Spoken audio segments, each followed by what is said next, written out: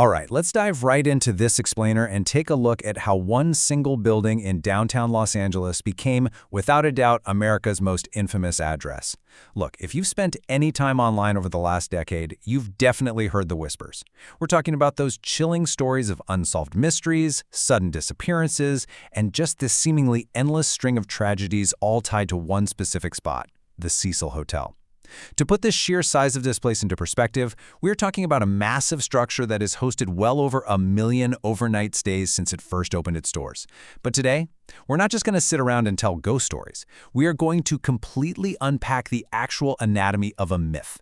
We'll break down the cold hard facts, the data, and the history to really understand how an ordinary brick-and-mortar building somehow morphed into a global internet legend. So here's the big question we've got to ask ourselves today. Is there genuinely something sinister about the Cecil, or is it literally just caught in the wrong place at the wrong time? I mean, for decades now, people have been debating this exact thing. Is it actually possible for a physical structure to be inherently bad? Or, as we're about to discover, are the real forces at play here much more human, and frankly, way more complicated?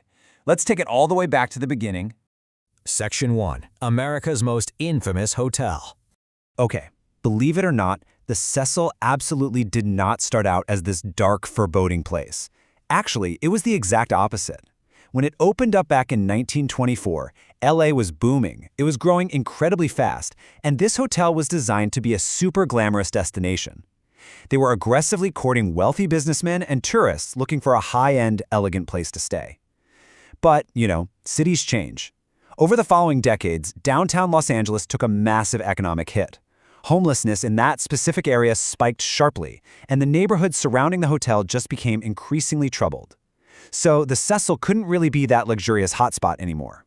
Instead, it pivoted. It became a low-cost, inexpensive option for vulnerable folks passing through the city.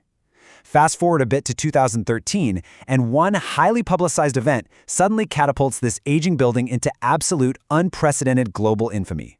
But before we get into the wild events of 2013, we really need to wrap our heads around the sheer physical scale of this place. 14! The hotel was a staggering 14 stories tall, packed with hundreds of budget-friendly rooms. Now, why does that number actually matter? Well, it's basically a massive statistical numbers game. When you have a 14-story building running for nearly a century, offering super cheap lodging right in the middle of a dense urban center, you're seeing thousands upon thousands of transient guests coming and going. The sheer volume of human traffic literally means the law of averages is going to kick in. With that many people constantly cycling through, you're just bound to see a disturbing number of incidents over the years. Some deliberate, some accidental, and some totally unclear. Section 2. The Elisa Lam Mystery. All right, let's get into the 2013 catalyst that took the Cecil from being a local open secret to a full-blown internet legend. We're going to break down the facts around the disappearance of Elisa Lam, a 21-year-old Canadian student, starting with that security footage practically everyone watched online. Elisa was traveling through California, staying at the Cecil, when she just completely vanished. A few days later, the police released this elevator footage that absolutely shocked the internet. In it, she's acting incredibly erratic. She's pressing multiple buttons, darting in and out of the elevator doors, and at one point, she peers out into the empty hallway like she's communicating with, or maybe hiding from, something we can't see on camera. After that deeply chilling display, she just disappears without a trace. And then, weeks later, came the tragic discovery. She was found dead in one of the hotel's rooftop water tanks. Now, because that video was just so deeply unsettling, internet sleuths lost their minds. They started generating the wildest theories, completely blurring the line between actual facts and internet folklore. Millions of people watched the clip, and the true crime community went into absolute overdrive. Basically, all the theories fell into three main camps. First, you had people terrified by the idea that she was being stalked by a physical attacker who somehow managed to dodge all the cameras. Second, people leaned heavily, and I mean heavily, into the paranormal stuff, arguing the hotel's dark history had manifested some sort of entity. And finally, you had the complex foul play conspiracies, stuff involving elaborate cover-ups by the staff or local cops. The speculation spread like wildfire, and honestly, it just permanently cemented the hotel as this unstoppable modern-day myth. But hold on, we really need to ground ourselves in reality here. It's so vital to remember that behind the viral videos and the spooky mystery, there was a real human being who was struggling with a very severe mental health condition.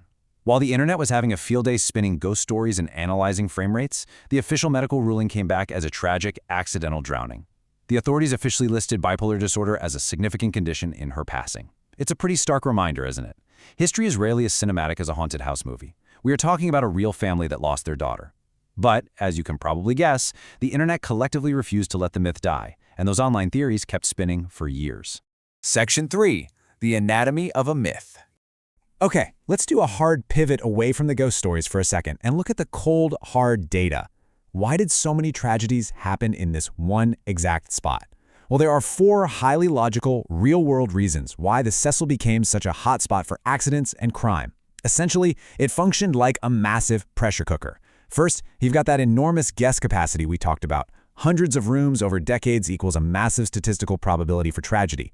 Then, drop that massive building right into a high-risk location. For a huge chunk of its history, the hotel was sitting right next to an area deeply struggling with extreme poverty and crime. Add in those low-cost rooms that naturally attract folks who are financially or personally vulnerable. And finally, you cap it all off with this crazy psychological phenomenon, a feedback loop of infamy. Let's unpack that feedback loop real quick because it's fascinating. Once the building got a dark reputation, it basically triggered a self-fulfilling prophecy. Every single time a tragedy happened there, it was heavily publicized and slapped right onto the hotel's cursed resume. The more infamous the Cecil got, the more the public associated any new incident directly with its dark history. And here's the really sad part. Dark reputations actually attract vulnerable people, or folks specifically drawn to the macabre, which, unfortunately, just leads to more tragic incidents, feeding the legend even more. The hotel wasn't magically producing tragedy, it was just acting as a giant magnet for it. Section 4. The real-world horror. When we really pull the curtain back on the Cecil, what we find is actually a lot heavier than a simple haunted house story. The internet desperately wants to believe the Cecil is this cursed, paranormal vortex. And sure, the architecture, the creepy old corridors, the vintage elevators, it plays perfectly into that spooky vibe. But when you strip away the internet folklore and compare it against the harsh socioeconomic reality, the picture gets incredibly clear. This building was literally sitting at ground zero for deep, systemic societal distress. The hotel wasn't cursing people. It was just hosting a massive collision of existing social crises, right at the intersection of extreme poverty, addiction, and homelessness. We have to remember that every sensationalized, whispered story about the Cecil involved a real family and a real human life caught in the crosshairs of societal failure. Think about how these things actually mix in the real world. You've got deep poverty and extreme social isolation, right? That creates an environment where unmet mental health struggles just completely slip through the cracks, which is exactly what we saw in the Elisa Lam tragedy. You blend that isolation and lack of healthcare with neighborhood crime and systemic inequality, and the results are honestly inevitable. Put all of those volatile elements into a 14-story pressure cooker with a transient population, and guess what? You absolutely do not need ghosts to explain the high volume of tragedy. The tragedy is just the logical, heartbreaking result of unsupported human suffering.